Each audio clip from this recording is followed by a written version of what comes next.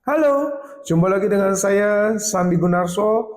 Hari ini kita akan belajar bersama tentang etika dan hukum bisnis. Apa sih itu etika dan hukum bisnis? Di dalam sebuah bisnis, kita harus membangunnya dengan sebuah etika atau norma-norma yang berlaku. Sehingga dalam proses melakukan bisnis, kita bisa tahu bagaimana caranya kita untuk memulai bisnis dengan baik. Dan ketika kita berinteraksi dengan orang-orang, maka kita bisa tahu menempatkan diri kita secara baik, sehingga kita tidak hanya dihormati oleh teman kita, tapi juga dikagumi oleh para kompetitor kita. Orang yang berhasil dalam melakukan bisnis adalah orang-orang yang tahu etika, tahu batasan, ya, sehingga dia tidak lagi sembrono, dia tidak lagi semaunya dalam melakukan bisnis. Kenapa begitu Pak Sandi? Karena ketika kita menjalankan bisnis dengan etika-etika bisnis dan mematuhi regulasi hukum yang berlaku di suatu negara, dalam hal ini adalah Indonesia, maka kita bisa mengenal dan menempatkan diri kita secara benar di pasar.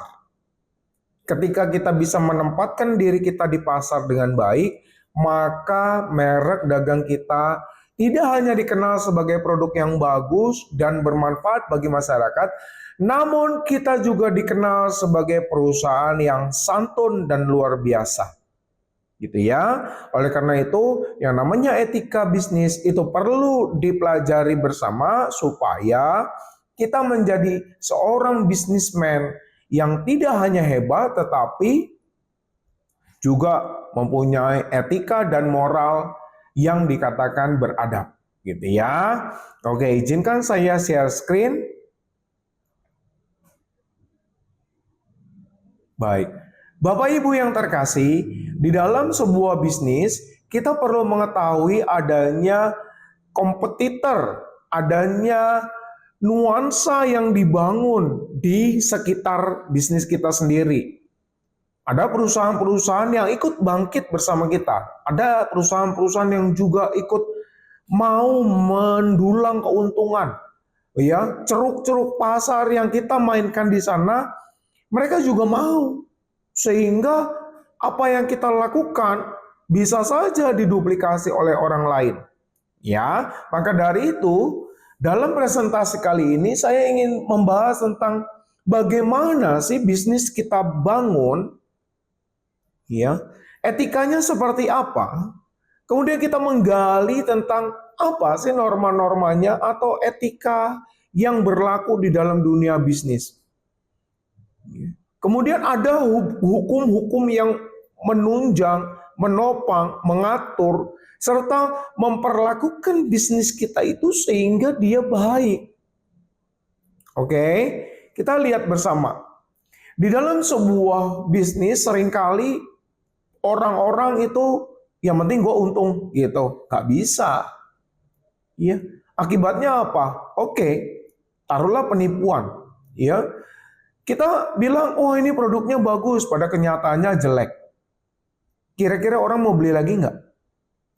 Nggak. Orang akan kapok terhadap produk kita. Ya, ketika orang kapok, bisa nggak terjadi pengulangan penjualan? Oh, tentu tidak. Ya, maka dari itu teman-teman yang baik, ketika kita berbisnis, penipuan itu adalah salah satu hal yang tabu, hal yang haram, dan tidak boleh dilakukan karena itu yang disebut sebagai tidak beretika. Kerugiannya bukan hanya kepada masyarakat atau customer kita, pelanggan kita, tapi juga kepada perusahaan kita. Kalau perusahaan kita rugi, dampaknya yang lebih luas adalah keluarga para konsumen kita, keluarga para pembeli kita, keluarga para karyawan kita. Bukan hanya satu individu yang kita rugikan, tapi rangkaian kerugian-kerugian itu yang dibentuk oleh sistem sehingga kita menjadi orang-orang yang tidak bertanggung jawab. Kalau kita dikatakan tidak bertanggung jawab, ya sudah, akhirnya bukan saja perusahaan kita yang hancur, tapi kita juga kepada kehancuran diri sendiri. Etika dalam bisnis itu sebenarnya dipengaruhi oleh dua pilar utama, sehingga perusahaan kita bisa tumbuh dan berkembang dengan baik. Lalu ditambah lagi dengan satu pilar pendukung yang membuatnya tetap stabil di dalam pasar. Apa itu pilar-pilarnya? Pertama adalah kepercayaan pelanggan. Oh iya, jelas.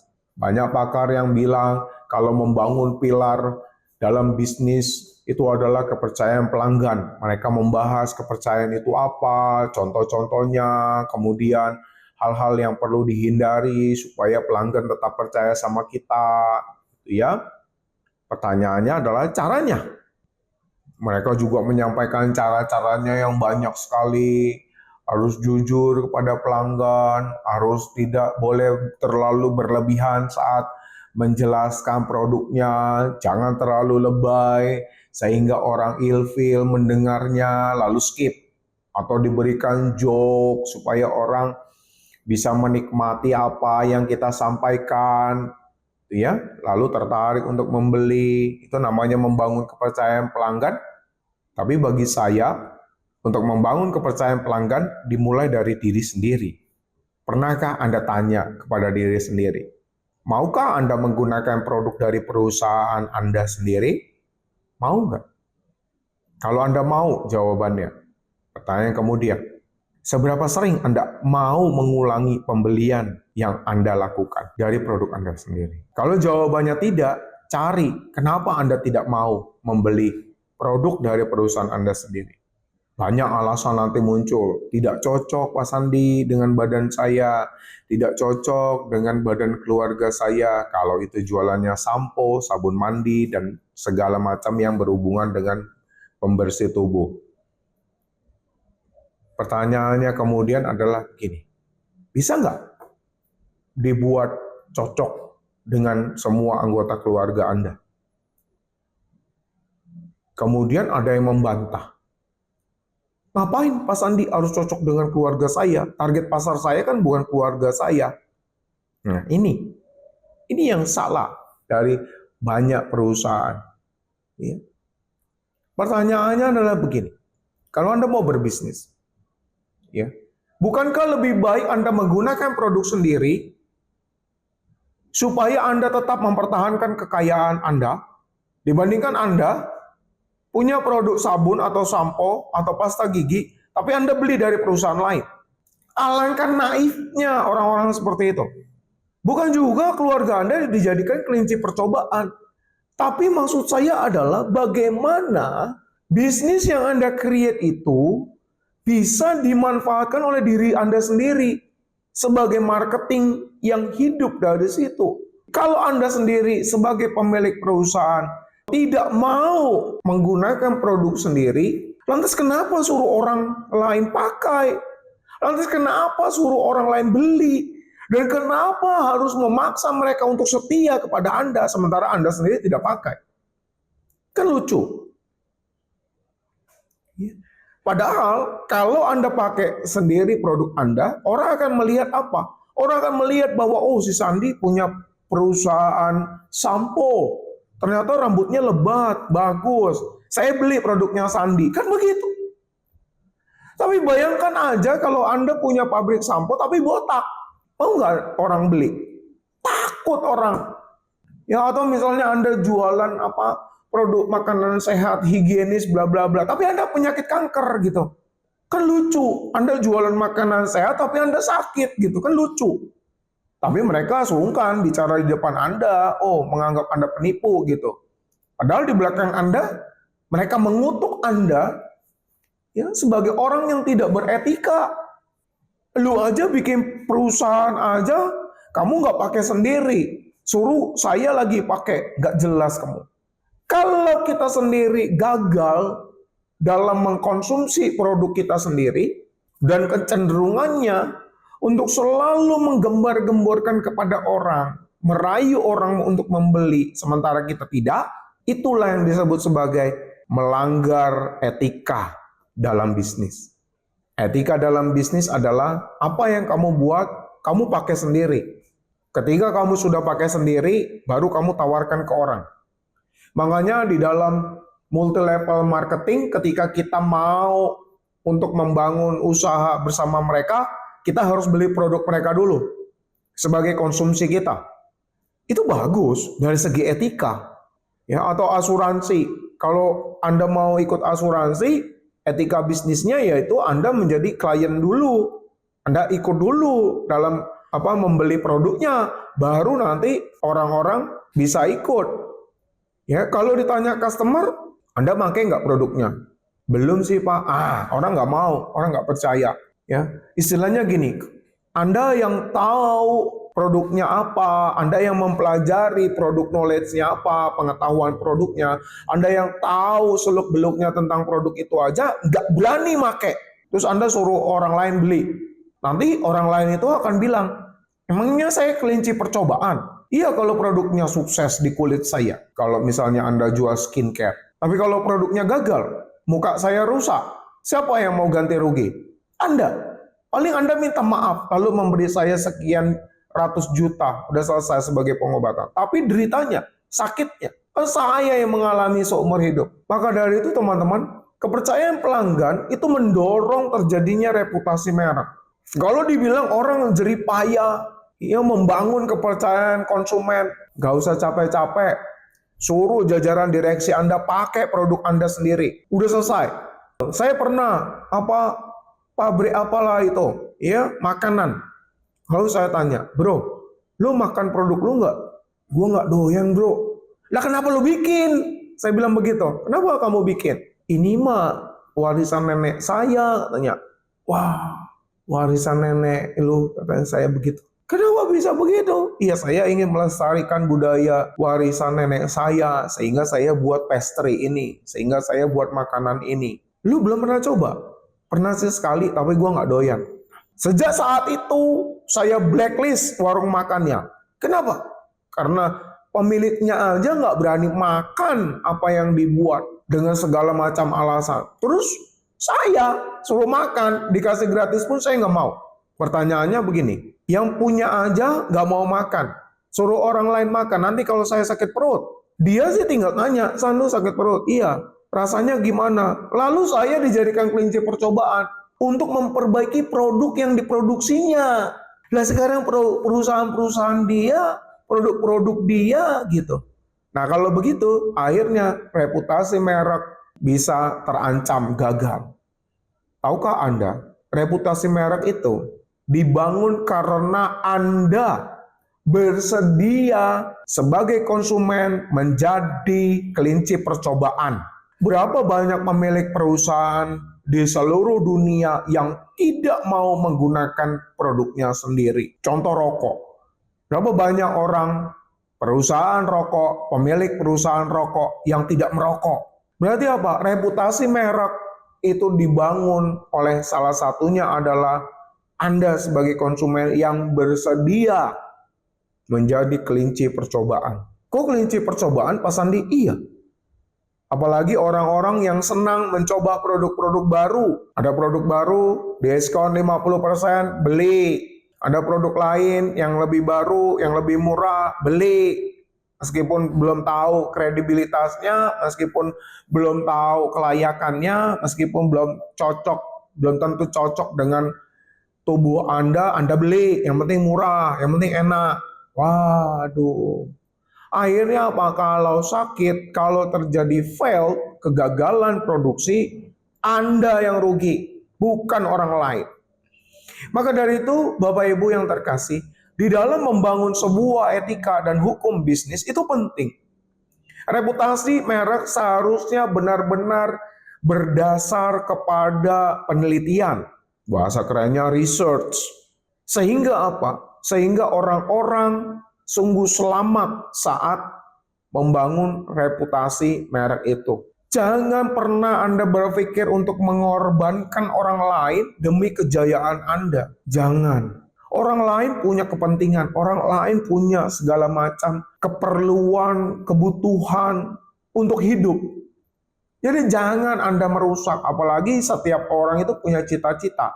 Kalau Anda bisa melakukan itu, menjaga reputasi merek Anda berdasarkan keadilan, kejujuran, kinerja yang positif, selalu membangun dengan sangat hati-hati. Hati-hati itu maksudnya kalau ada kerusakan mesinnya diperbaiki dulu baru diproduksi lagi, ya. Sehingga kalau demikian adanya, Anda bisa membangun kepercayaan pelanggan. Kalau pelanggan bisa, maka sebagai pilar pendukung adalah mereka mau kok untuk mendukung keberlangsungan bisnis Anda. Mereka mau, sangat mau gitu. Bahkan mereka akan menjadi loyalis Anda dan memperjuangkan Anda untuk tetap berada. Contohnya apa Pak Sandi? Contohnya Indomie. Ya. Saya sebagai salah satu loyalisnya, ya saya selalu mengkonsumsi seminggu sekali atau dalam keadaan-keadaan darurat, misalnya tiba-tiba hujan deras. Saya sebagai loyalisnya, ya pasti akan melihat sisi baiknya dari sebuah produk. Nah, kalau produk dipandang selalu dari sisi baiknya, maka nanti perusahaan bisa berjalan dengan baik. Yuk kita lanjut. Bapak Ibu yang terkasih, sebenarnya yang disebut sebagai etika bisnis adalah moral, nilai-nilai yang membimbing perilaku bisnis. Bisnis harus dibangun dengan kegigihan, komitmen, bukan prinsip menghalalkan segala cara. Ada orang yang membangun bisnisnya dengan bermodalkan segala macam cara. Dia berupaya demikian sehingga supaya bisnisnya berjalan dengan baik. Cuci uang, money laundry, ya, penjualan narkoba untuk menopang bisnisnya supaya besar. Kalau seperti itu, suatu hari nanti Anda akan merasakan kerugian. Banyak sejarawan sudah bercerita bahwa bisnis yang dibangun dengan ketidakjujuran, kecurangan di dalam pasar, dia akan runtuh dalam waktu sekejap. Oke, Anda bisa ya menyogok, menyuap para pejabat-pejabat negara. Pertanyaannya, sampai kapan Anda bisa seperti itu? Sepanjang usia aja. Ya, kalau Anda sudah tidak punya usia, lalu tutup usia, apakah anak-anak Anda bisa melanjutkan dengan memberikan suap kepada pemerintah begitu? Enggak. Maka dari itu apa? Jujur saja, kalau dananya tipis, jangan sok-sok keren mengikuti para motivator itu bilang, mulai saja, harus berani memulai usaha. Tapi dana Anda pas-pasan gitu loh. Anda mau mulai apa? Bisnis itu bukan main-main.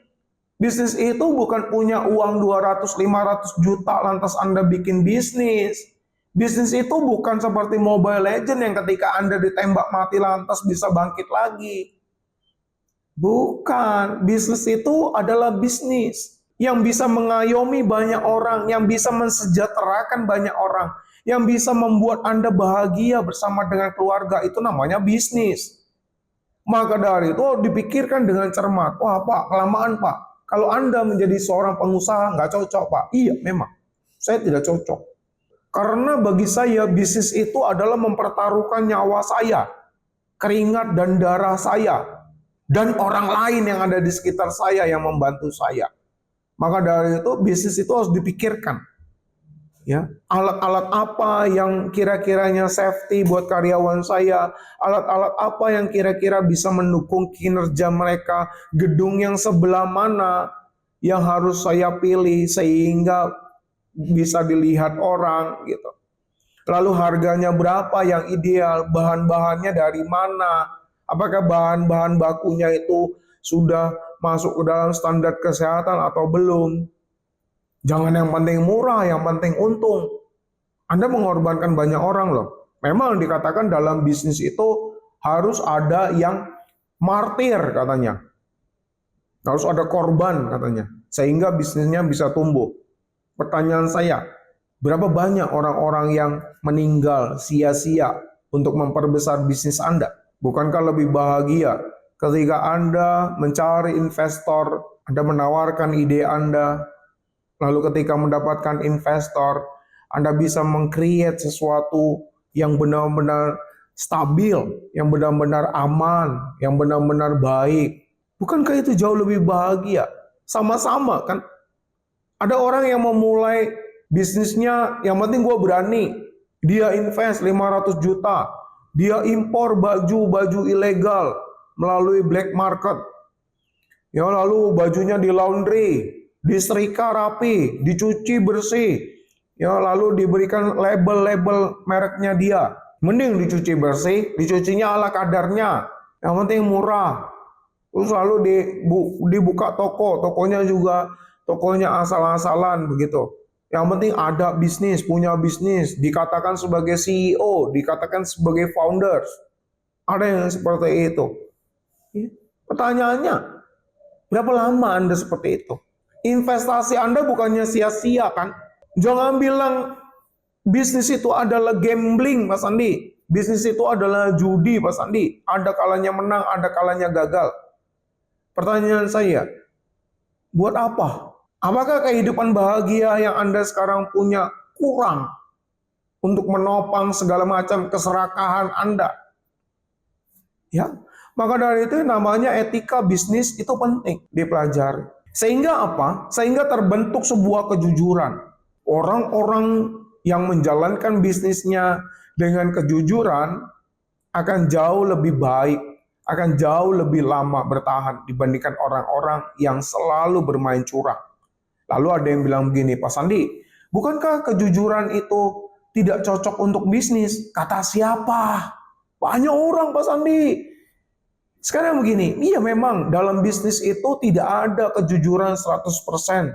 Tapi boleh dong 70%. Lewat 50% boleh dong dari kejujuran itu dong. Lalu 30%-nya ya mau nggak mau.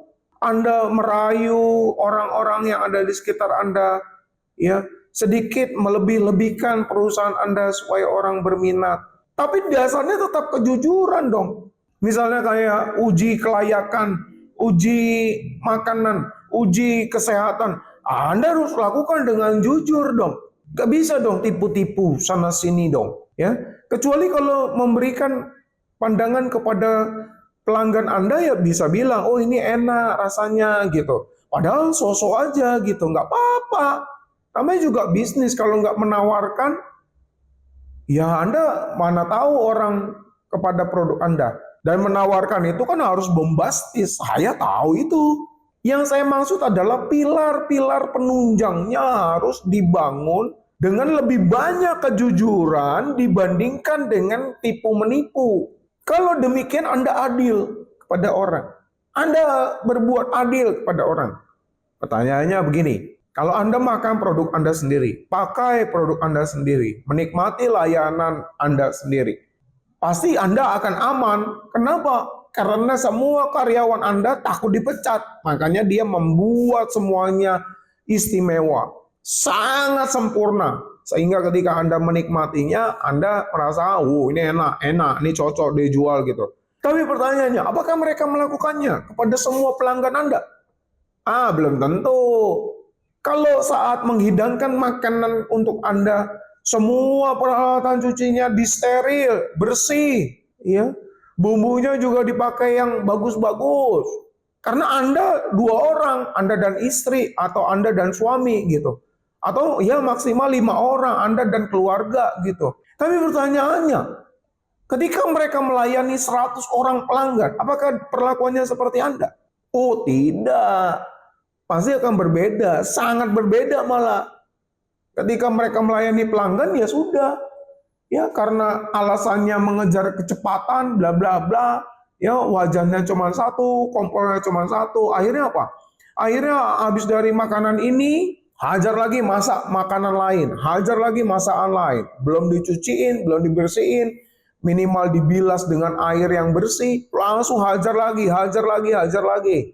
Pelanggan pertama sehat, pelanggan kedua sehat, pelanggan ke-100 sakit perut. Jelas. Selama proses menggoreng, memasak itu ya semuanya bakteri apa segala macam ya kumpul di situ. Terus ada yang bilang, bukannya bakteri mati kena panas. Kalau misalnya wajan penggorengan terus bakterinya kena panas. Sembarangan kalau ngomong, ada beberapa bakteri yang tahan panas sampai 1000 derajat Celcius. Ya, maka dari itu Bapak Ibu yang terkasih, dikatakan keadilan yang sejati adalah ketika Anda sedang melakukan aktivitas, Anda mengkonsumsi sesuatu harus sama atau kemiripannya 90% dari apa yang Anda konsumsi untuk para konsumen Anda. Cari karyawan-karyawan yang jujur seperti itu. Cari orang-orang adil seperti itu. Kalau mau bisnis keluar modal, wajar dong ada modal. Kalau nggak kuat punya modal, kalau nggak punya modal yang cukup untuk mempertahankan bisnis, melayani konsumen dengan maksimal itu 90% kemiripannya dari yang disuguhkan kepada para pimpinannya, jangan jualan. Itu dong, prinsipnya begitu dong. Jangan selalu tampil buta gitu kepada orang-orang. Jangan. Ya, jangan. Ya, bisnis itu dibangun dengan kejujuran, keadilan. Sehingga nanti Anda bisa berdiri dengan tegap dan dipandang orang sebagai seorang pribadi yang penuh dengan tanggung jawab. Ketika Anda dipandang oleh orang mempunyai citra reputasi sebagai perusahaan yang jujur, adil, dan tanggung jawab, maka nanti Anda bisa berjalan dengan lanjut, dengan secara terus-menerus dalam jangka waktu yang lama. Tanggung jawab juga bisa diartikan misalnya kalau ada trouble atau ada orang konsumen yang protes terhadap produk Anda, tidak puas dengan produk Anda, itu juga harus dilayani dengan baik. Ya, harus dilayani dengan maksimal juga. Jangan dianggap remeh. Bahkan Anda banyak dalih supaya mematahkan argumen-argumen dari pelanggan Anda. Itu namanya tidak bertanggung jawab. Kalau dia beli produk di tempat Anda tanggung jawab dong. Ya. Jadi namanya bisnis, tanggung jawab itu juga apa yang kamu sebutkan di dalam semua promosi perusahaan kamu, itu harus menjadi tanggung jawab. Itu yang harus dilihat sama orang, itu yang harus diwujudkan dalam kehidupan sehari-hari. Itu namanya etika dalam bisnis. Jangan hanya pintar ngomong, jangan hanya pintar menulis, jangan hanya pintar untuk berkata-kata. Tapi giliran suruh bertanggung jawab, banyak alasan, banyak dalih. Bahkan menyalahkan orang lain dan menjatuhkan orang lain, menjadikan orang lain kambing hitam. Itu namanya pengecut. Orang yang tidak bertanggung jawab. Negara dibangun oleh orang-orang yang bertanggung jawab. Negara kuat dibangun oleh orang-orang yang menjalankan kejujuran, keadilan, dan tanggung jawab. Periksa moral kita masing-masing, periksa etika kita masing-masing, periksa kehidupan kita masing-masing. Apakah kita layak dan pantas untuk menjadi pengusaha atau pebisnis? Iya, oke. Yuk kita lihat. Sementara kalau kita bicara hukum bisnis, maka peraturan yang mengatur kegiatan bisnis.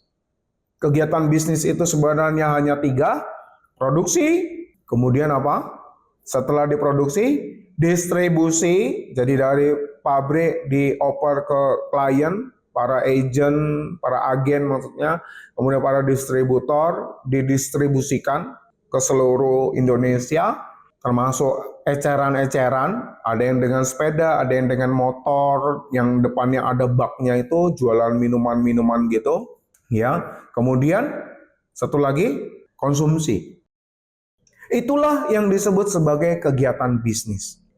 Aspek-aspek yang tadi saya sudah sebutkan, ada produksi, kemudian distribusi, kemudian konsumsi, itu semuanya harus diatur dengan baik. Itu namanya traffic of business. Produksi harus bisa melakukannya dengan baik. Ya. Distribusinya juga sama. Distribusi zaman sekarang ketika internet sudah berkembang, banyak e-commerce bermunculan, ya distribusi juga harus diperhatikan bagaimana mengemas paket, bagaimana mengemas sebuah produk dengan sangat rapi. Pikirin dong kalau hujan bagaimana, kalau panas bagaimana, sehingga ketika produk itu sampai di konsumen, itu sama dengan waktu Anda sebagai penjual itu melihat. Jangan sampai Anda waktu Anda mengemasnya bagus, tapi ketika sampai kepada konsumennya berantakan begitu. Ya akibatnya ya bintang Anda 1 dapatnya. Ada loh beberapa perusahaan distribusi logistik begitu ya, untuk Shopee, untuk Tokopedia, untuk Lazada yang online begitu, dia asal loh. Ya, asal lempar, yang penting cepat, yang penting cepat. Akhirnya sampai di rumah berantakan gak karuan. Sebenarnya nggak boleh. Ya, nah itu adalah kegiatan bisnisnya. Sekarang kita bicara hukumnya. Kalau kita bicara tentang hukum bisnis, sebenarnya banyak aturan yang mengikat seorang pebisnis gitu ya. Tapi saya jelaskan beberapanya aja ya, tidak semua. Ya, pertama adalah kontrak. Kalau kontrak itu artinya kerjasama yang saling mengikat. Orang-orang di dalamnya harus mematuhi beberapa poin yang menjadi kesepakatan bersama. Nah, kalau kita bicara kontrak, maka bisa individu dengan individu, kelompok dengan kelompok, atau individu dengan kelompok, atau kelompok dengan individu, itu juga bisa. Maksudnya kelompok apa? Pas Andi perusahaan, gitu ya. Kalau individu dengan individu, biasanya kita mau bikin startup, perjanjian di awal, tekan kontrak, gitu. Ya, sekalipun Anda teman, harus dilakukan kontrak perjanjian kerjasama seperti itu dengan notaris. Jangan pernah mempercayai teman Anda, sebab musuh terbesar di dunia ini adalah teman Anda, apalagi teman baik. Ingat loh Bapak Ibu, sekarang Anda saat membangun usaha tidak ada duitnya, dia adalah teman Anda, dia adalah sahabat Anda. Tapi nanti kalau perusahaan Anda sudah profit 1 miliar, apakah dia teman Anda? No. Dia akan berusaha menusuk Anda dari belakang. Sekarang dia teman Anda ketika masih zero, tidak ada keuntungan. Iya, dia teman Anda. Dia selalu memberikan motivasi. Dia mau terus urunan 50%, 50%. Tapi nanti kalau udah keuntungannya 100 miliar, 1 triliun keuntungannya, dia teman Anda bukan? Tidak. Dia menjadi musuh utama Anda. Dia akan merongrong Anda, dia akan membunuh Anda secara perlahan-lahan. Itulah teman. Makanya sekalipun Anda bilang, oh gue temenan, gue teman baik nih, dia sohib gue, best friend gue. Tapi kalau soal kerjasama, itu sudah masuk ranahnya kepada profesional. Bukan lagi personal. Bedakan itu. Segala sesuatu yang sifatnya personal harus, mau tidak mau, kejam atau tidak, harus dipisahkan dari dunia profesional. Teman yang baik, dia akan menerima kerjasama hitam di atas putih di depan notaris pakai materai untuk tanda tangan. Itu kalau teman yang baik. Tapi ketika dia bilang, ngapain sih Lisan? Masa lu nggak percaya sama gua? Udah. Ketika ada teman yang mau memulai usaha, memulai bisnis, lalu dia berkata seperti itu sama Anda, tinggalkan dia, cari orang lain. Bro, saya kasih tahu, penduduk di dunia itu hampir 10 miliar orang, bro. Ya. Jangan karena 1 orang, lantas kamu meninggal. Jangan terlalu naif jadi orang. Kalau kamu terlalu naif, kamu akan mati muda. Banyak sejarah sudah mencatat hal itu. Bagaimana seorang teman membunuh temannya sendiri demi keuntungan dirinya sendiri. Bukankah setiap orang itu mengejar kenikmatan, menghindari kesengsaraan? Nah, itu prinsipnya. Semua orang seperti itu. Ya, maka dari itu kontrak yang namanya perjanjian yang mengikat secara hukum itu harus dibuat seberapapun dekatnya Anda dengan rekan bisnis. Nah, itu kalau pribadi dengan pribadi. Kalau pribadi dengan kelompok, ya para pemegang saham Anda gitu. Suruh mereka tanda tangan semua. Perjanjiannya segini, kalau untung segini, Anda dapat profit segini. Kalau untung segini, dapat profit segini. Harus ada hitam di atas putih. Ya, kontrak kerjasama. Ya, istilah-istilahnya nanti Anda cari sendiri. Karena kalau kita bahas istilahnya di video ini, akan memakan waktu lama, takes time gitu ya. Nah, kemudian itu kalau berhubungan dengan orang, kita bisa interaksi. Tapi kalau berhubungan dengan diri sendiri, Ya, itu nomor 2, hak kekayaan intelektual. Dari 12 buku yang saya kreasikan, 10 diantaranya saya dibuatkan hak kekayaan intelektual. Buku-buku ajar, buku-buku referensi itu dimasukkan ke dalam haki. Ya, Anda silakan cek PT Sonpedia, publisher gitu ya, terus nanti ada di search engine-nya Anda ketik nama saya Sandi Gunarso, ya saya pemegang haki. Ya, haki itu berlaku 10 tahun, ya. Jadi setelah itu nanti mau diperpanjang atau tidak ya itu terserah saya sebagai pemegang gitu ya. Itu hak kekayaan. Hak kekayaan itulah yang melindungi para kreator-kreator itu dari para pencuri ide. Ya, banyak sekali orang-orang yang gagal mempertahankan kekayaannya hanya karena hak kekayaan intelektual. Misalnya dia pencipta lagu, tapi dia tidak tidak mendaftarkannya kepada instansi-instansi yang melindungi karyanya. Ya akhirnya ketika dia tua atau ada temannya yang berkhianat, akhirnya lagu ciptaannya diganti nama si pengkhianat itu lalu didaftarkan ke haki, didaftarkan kepada orang-orang yang berwenang, pencatat haki. Kita ada dirjen haki gitu ya. Nah, sehingga apa? Sehingga ketika kita sebagai pencipta yang menggunakan lagu kita sendiri, kita kena penalti. Kenapa? Karena dalam proses pencatatannya itu nama kita tidak ada sebagai pencipta. Itulah yang disebut sebagai pengkhianat. Dikhianati oleh teman sendiri. Ya, maka dari itu yang harus diwaspadai. Hak kekayaan intelektual ini diciptakan untuk melindungi kita. Supaya kita tidak jatuh miskin atau tidak dirugikan gitu ya. Nah, kemudian ada peraturan persaingan usaha. Jadi contohnya begini. Ada produk A dikeluarkan oleh satu perusahaan dengan harga 5.000. Lalu dia mengeluarkan kebijakan untuk para retailnya. Batas bawah 5.300, batas atas adalah 6.000. Kenapa selisihnya Rp700 Pak Sandi? Gini, yang 5.300 biasanya untuk para distributor atau pemain-pemain besar.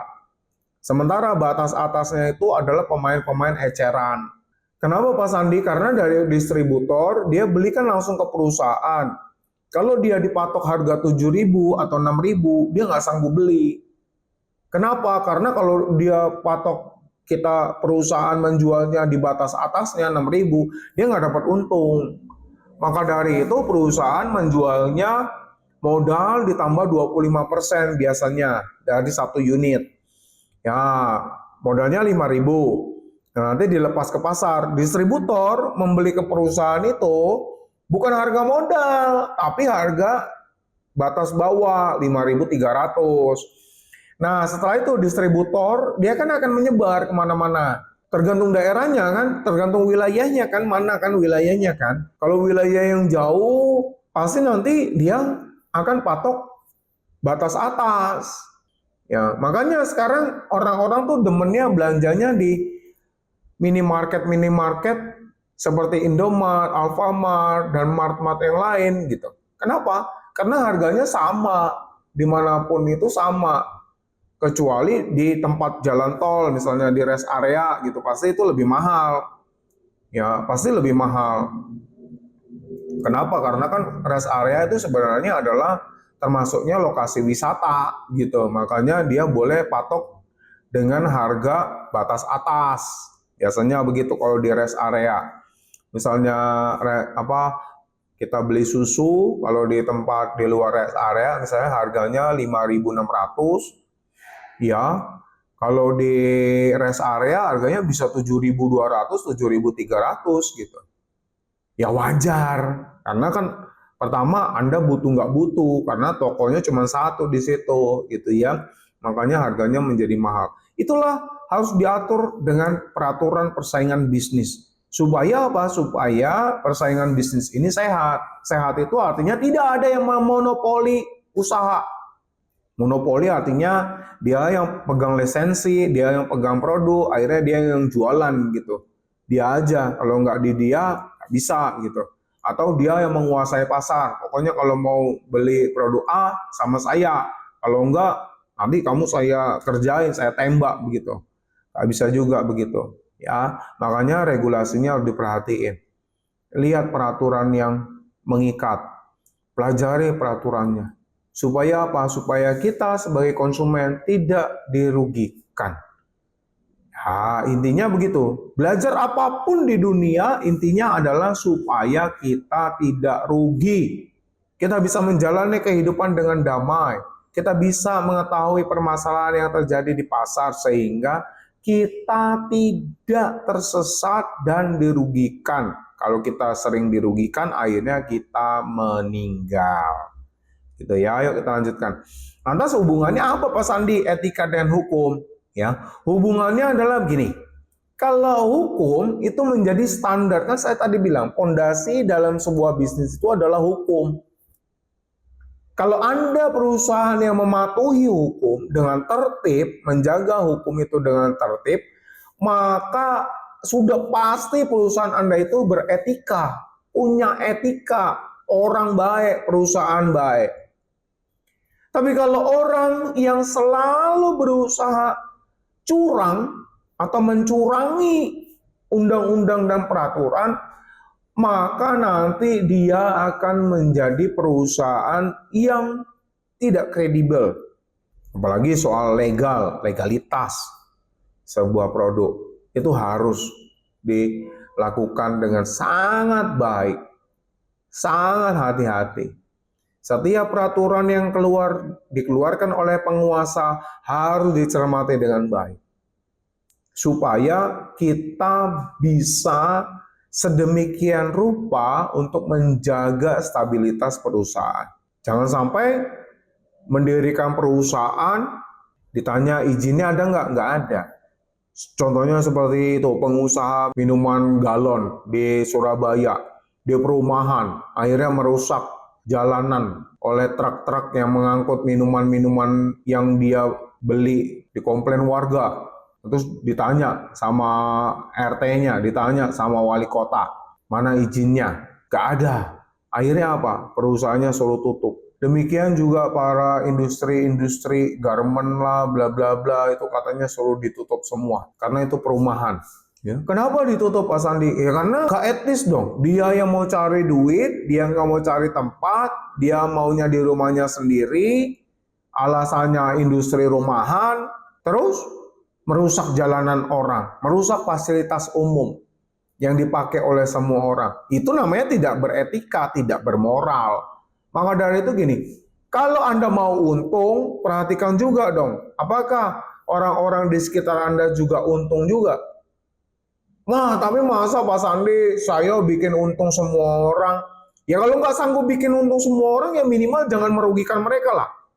Kan begitu logikanya.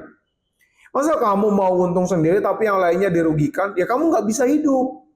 Karena orang-orang yang dirugikan pasti akan mencari kamu dan membunuh kamu gitu. Kenapa? Karena pada dasarnya orang itu adalah mengejar kenikmatan, menghindari kesengsaraan. Kalau dia merasa sengsara, kalau dia merasa rugi, pasti dia cari penyebabnya siapa yang membuat mereka rugi. Nah kalau udah ketemu, yaitu diri Anda, maka dia atau mereka tidak akan segan-segan untuk menghabisi Anda. Maka dari itu Bapak Ibu, etika dan hukum ini harus menjadi dasar dari segala macam bisnis yang Anda bangun. Ya, oke. Reputasi, berkelanjutan, dan motivasi, ya jelas ini. Ya, sebuah perusahaan yang kuat dia harus punya reputasi yang bagus. Nah, reputasi itu dibangun karena adanya kesadaran terhadap merek perusahaan. Itu dulu yang pertama. Bagaimana kita bisa meningkatkan reputasi kita kalau produk kita aja nggak dipercaya sama orang? Boro-boro percaya, tahu juga kagak.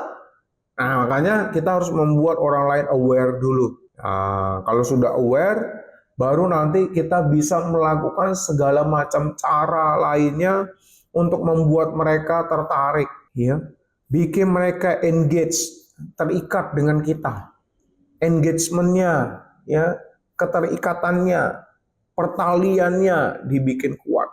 Dibikin kuat dari apa? Dari produknya. Jaga dong produknya supaya tetap bagus, supaya tetap menarik, supaya tetap nikmat, supaya tetap bermanfaat. Ada bakso gitu ya. Saat dia masih pakai gerobak nih, oh baksonya enak. Ya, baksonya enak. Ya bumbunya pas, kuahnya lezat gitu ya, tidak terlalu banyak micin. Kalau banyak micin itu lengket di lidah, lidah kita jadi nggak enak gitu ya. Terus baksonya juga teksturnya lembut gitu ya, enak lah pokoknya pas gitu ya. Begitu makan suapan pertama, oh enak gitu ya. Tapi lama kelamaan ternyata abangnya pindah ruko gitu. Ternyata abangnya pakai merek sekarang, rasanya sudah nggak enak. Dagingnya yang tadinya kenyal-kenyal, rasa dagingnya terasa, bla bla blanya terasa. Sekarang dagingnya rasa tepung, udah gitu lebih lembek.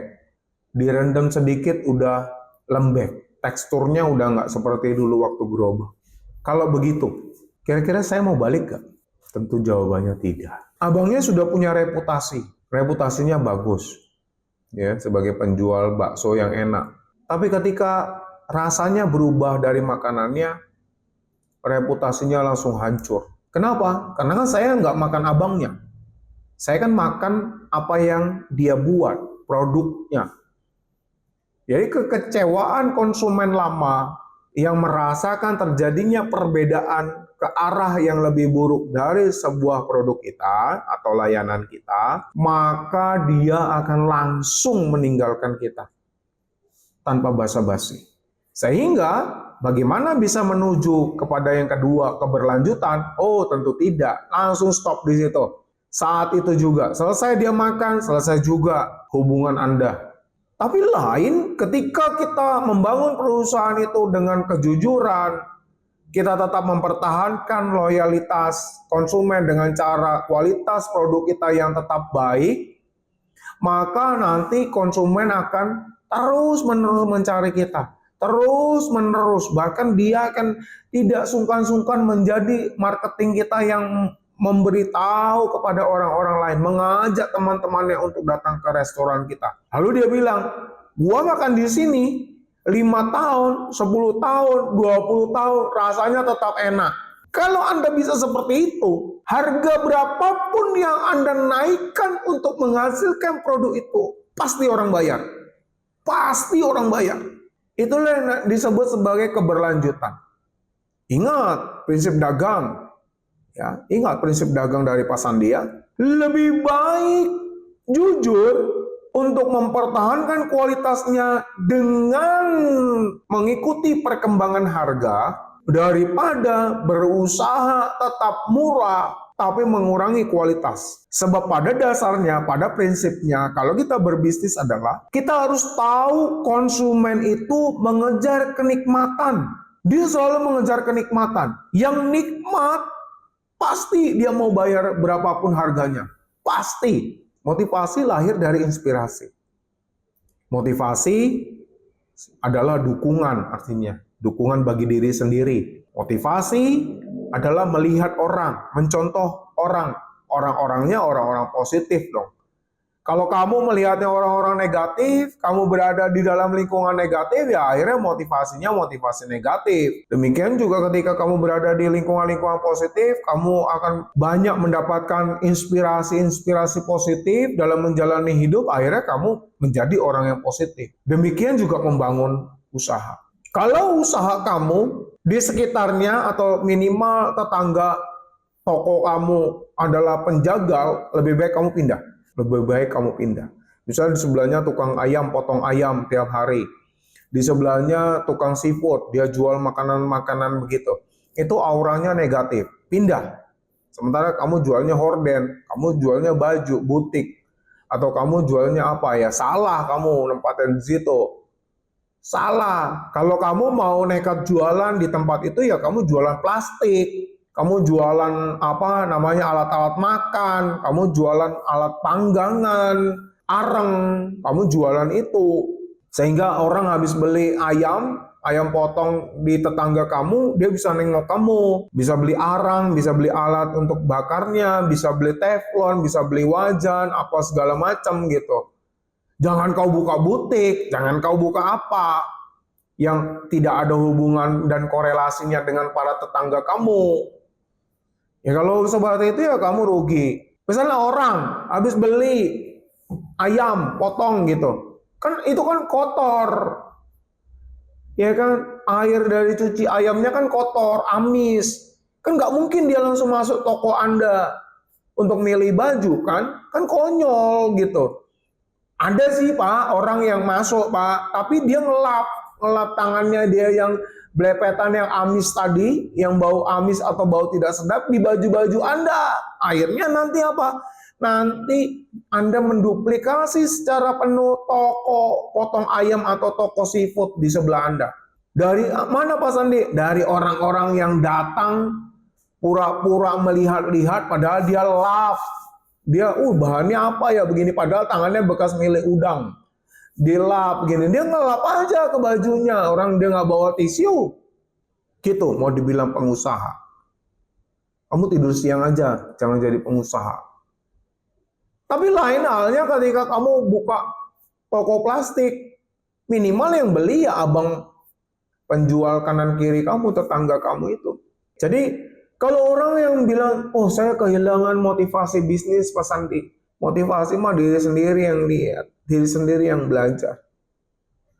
Prinsipnya adalah gini, reputasi, keberlangsungan, dan motivasi itu tetap dijaga rangkaiannya karena kamu rajin belajar. Never stop learning, kamu tetap belajar. Awalnya memang jerih payah untuk baca buku. Awalnya memang lelah mendengarkan audiobook. Awalnya sangat terganggu, menyita waktu, bla bla bla. Awalnya begitu. Tapi setelah 66 hari kamu melakukannya, kamu akan bisa bangkit. Kamu bisa menginstal aplikasi baru di dalam kehidupan kamu.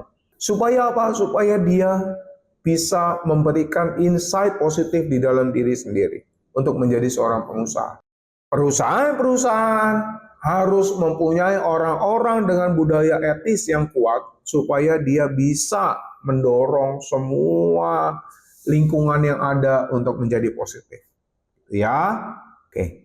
Terus sekarang manfaatnya hukum apa Pak Sandi? Ya pasti ya menstabilkan suasana dong. Hukum itu diciptakan kenapa? Untuk menstabilkan, karena hukum itu diciptakan untuk dipatuhi semua orang. Tidak ada pandang bulu. Tapi di Indonesia mah bulunya dipandang-pandang Pak Sandi. Ya itu masalah petugasnya, salah orangnya, salah personalnya. Kenapa bisa begitu? Karena dia takut miskin, karena dia takut nggak punya duit, karena dia takut hidup menderita. Makanya dia selalu berusaha mencari uang dengan cara segala macam cara. Coba dia menenangkan dirinya bahwa rezeki itu dari Tuhan, maka dia akan tenang hidupnya. Kalau dia tenang hidupnya, maka dia tidak takut miskin. Kalau dia tidak takut miskin, maka dia akan berjuang dan berjalan di dalam kebenaran. Tidak ada lagi namanya manipulasi, gitu ya. Itu namanya stabilitas. Stabilitas berlaku untuk semua untuk satu hukum. Ya, kemudian dia perlindungan, melindungi. Kalau saya sakit akibat disuntik dari PT A misalnya, ya PT A-nya harus diselidiki dong. PT A-nya harus ganti rugi dong. Kenapa harus ganti rugi Pak Sandi? Kan Anda kliennya. Anda kan beli produk PT A itu kan pakai duit Anda. Duit itu dihasilkan dari keringat dan darah Anda kan. Nah harus dilindungi. Siapa yang bertugas? Ya hukum yang melindungi. Maka dari itu nanti penyelesaian sengketanya bisa jelas. Kalau hukumnya dimanipulasi, akhirnya semuanya nanti tidak berjalan sesuai dengan kebenaran.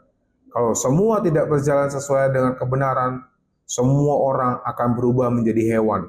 Hewannya hewan buas. Yang kuat dia yang menang. Itulah yang disebut hukum rimba. Bukankah kita manusia yang beradab, kepala di atas, kaki di bawah? Artinya kita diminta oleh Tuhan untuk berpikir, untuk melakukan hal-hal yang positif, karena kita punya kepala di atas, bukan di bawah. Sementara hewan, kepalanya di bawah. Maka dari itu, kita harus paham bahwa manusia harus menjalankan etika dan hukum dalam berbisnis. Lama Pak Sandi untungannya, ya nggak apa-apa. Nikmati prosesnya, nikmati perjuangannya. Maka nanti Anda ketika sampai di atas, Anda akan merasakan buah manis. tanpa terganggu oleh prosedur-prosedur hukum yang diakibatkan oleh orang-orang yang membenci Anda. Kompetitor kan kalau mau menjatuhkan Anda kan gampang, tinggal kulik aja masalah hukumnya. Maka dari itu lebih baik memulai usaha dengan prosedur-prosedur yang benar dan teratur, dengan kebenaran-kebenaran yang berlaku saat itu. Sehingga apa? Sehingga Anda bisa panjang umur, perusahaan Anda bisa terus maju. Maju 1 tahun 1% nggak apa-apa, yang penting tetap tumbuh. Jangan sekarang dalam 1 tahun pertama langsung 10% keuntungannya. Terus tahun kedua 20%, tahun ketiga bangkrut. Kan sayang gitu. Bangkrutnya juga karena Anda melanggar regulasi, Anda melanggar undang-undang, Anda melanggar hukum. Kan sayang gitu. Jerih payah Anda untuk membangun bisnisnya selama 3 tahun akhirnya sia-sia. Ya, hati-hati ya. Oke, sekarang implementasinya apa? Dalam dunia profesional Pak Sandi, kita lihat. Implementasi etiknya adalah begini. Kalau di dalam organisasi itu juga harus diterapkan namanya kode etik perusahaan. Kode etik itu artinya standar perilaku yang diharapkan. Etik itu maksudnya etika. Ya kalau ke kantor ya pakai kemeja, jangan pakai kaos oblong, ya pakai celana panjang gitu ya. Ya pakaian formal, pakai sepatu gitu ya. Jangan sembarangan menggunakan busana kantor gitu ya yang bagus, yang baik, yang bersih gitu ya. Itu namanya kode etik ya, standar. Nah, kemudian yang kedua ya kita lihat adanya pelatihan. Pelatihan etik karyawan. Lalu diaudit. Diaudit itu maksudnya dipastikan apakah dia mengalami perubahan dalam kehidupannya, itu namanya diaudit ya. Apakah dia patuh terhadap peraturan, apakah dia taat menjalankan dengan benar, apakah dia sudah memperbaiki dirinya menuju ke arah yang lebih baik gitu ya. Nah, lalu whistleblowing artinya ya kalau ada pelanggaran-pelanggaran yang harus dilaporkan dengan baik-baik.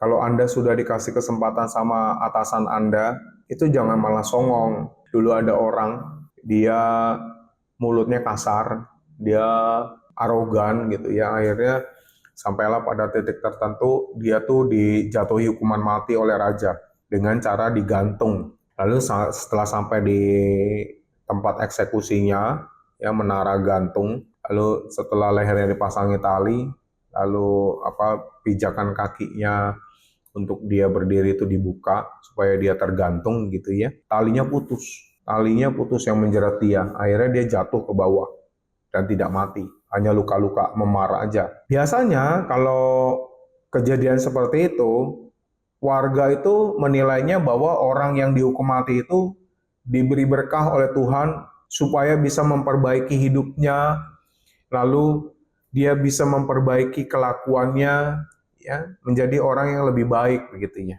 Bagi warga, tapi bagi dia enggak. Karena dia arogan dan sombong, dia malah bicara begini. Tuh lihat tuh, raja aja nggak tahu caranya bikin tali yang benar, katanya begitu. Malah rajanya ditantangin. Udah diampuni oleh Tuhan, ya mungkin saja talinya diganti oleh temannya sehingga dia selamat gitu. Tapi dia nggak tahu diri. Akhirnya itu pesan yang dia bilang tadi, tuh lihat tuh raja, bikin tali aja nggak bisa. Nah, akhirnya ada secarik sertifikat gitu ya bahwa ini diselamatkan oleh Tuhan gitu yang harus ditandatangani raja, persetujuan raja. Ketika akan menandatangani sertifikat itu, raja bertanya sama ajudan yang membawa sertifikat keselamatan tadi. Terus dia tanya, tadi dia ngomong apa tuh pelaku kejahatan tadi ngomong apa? Iya raja. Ya dia ngomong katanya raja aja nggak tahu caranya bikin tali yang benar. Benar kamu dengar itu? Iya, saya dengar sendiri. Nah, yang bawa kabar kepada rajanya itu bukan temannya si pelaku, bukan. Akhirnya apa? Akhirnya tetap sertifikatnya ditandatangan. Setelah ditandatangan terus dirobek sama rajanya. Prek, dirusak. Lalu dia bilang apa? Tangkap itu pelaku. Kita buktikan kepada warga bahwa saya bahwa raja bisa bikin tali yang lebih bagus, lebih kuat. Akhirnya apa? Akhirnya orang yang tadi akan diselamatkan atau sudah diselamatkan oleh Tuhan, akhirnya digantung ulang dengan tali yang lebih baru. Akhirnya dia beneran meninggal dengan cara digantung. Kalau kita bicara whistleblowing, ada aturan-aturan yang kadangkala ya udahlah dimaafkan gitu oleh pimpinan-pimpinannya ya karena satu dan lain hal, biasanya sih urusan kemanusiaan gitu ya, takut apa karyawannya nanti tidak bisa memberi nafkah keluarga bla bla bla gitu ya. Tapi ya kalau yang diselamatkan itu tidak tahu diri ya juga akan mati, berarti dia bunuh diri. Ya, maka dari itu teman-teman yang terkasih, ketika kita bicara tentang implementasi etika dan hukum dalam organisasi, ya kita harus mematuhi 4 ini. Dan juga jangan terlalu mendengarkan bisikan-bisikan dari orang-orang di sekitar. Kadang-kadang pembisik itu tidak lebih hebat dari kita sebagai pemimpin. Kadang-kadang justru malah pembisik itu selalu mementingkan dirinya sendiri, ya, untuk menyelamatkan diri sendiri dibandingkan dia mengetahui secara makro dari unit bisnis kita. Pemimpin yang hebat adalah pemimpin yang bisa menempatkan dirinya sebagai orang-orang yang cerdas, orang-orang yang never stop learning, orang-orang yang mau mendengarkan bawahannya, orang-orang yang mau mendengarkan orang lain, sehingga dia terus tumbuh. Kalau pemimpin bisa menumbuhkan dirinya sendiri, maka nanti perusahaannya akan ikut tumbuh. Sebab namanya perusahaan, itu sebenarnya adalah pakaian Anda sebagai pemimpin. Alat Anda, media Anda untuk terus tumbuh. Itu ya. Apalagi bisnis. Bisnis tentunya lebih besar. Oke? Baik, kita lanjutkan. Jadi, kesimpulannya adalah ini, hukum dan etika adalah pondasi bisnis. Anda mau bisnisnya berapa lama bertahan, harus ditunjang oleh hukum dan etika yang berlaku. Semakin perusahaan itu menjunjung tinggi etika dan hukum dalam membangun kepercayaan pelanggan, para investor mereka, dan karyawan, sehingga bisa tumbuh dengan baik. Kontribusi juga harus ditunjukkan kepada para konsumen Anda. Ya, makanya ada CSR, bla bla bla itu. Dengan memahami itu, maka kita bisa tahu, oh prinsipnya begini, oh prinsipnya begitu. Nanti di pertemuan berikutnya, di episode berikutnya, kita akan membahas lebih dalam lagi. Ini hanya sekedar pengantar saja ya, materi pertama ya, sehingga Anda bisa mengetahuinya dulu ya, oke? Ada pertanyaan, silakan tulis di kolom komentar, nanti saya akan baca, saya akan bantu menjawab. Gitu ya, oke? Terima kasih, sekali lagi, saya Sandi Gunarso, pamit undur diri. Sampai jumpa di episode berikutnya. Dadah!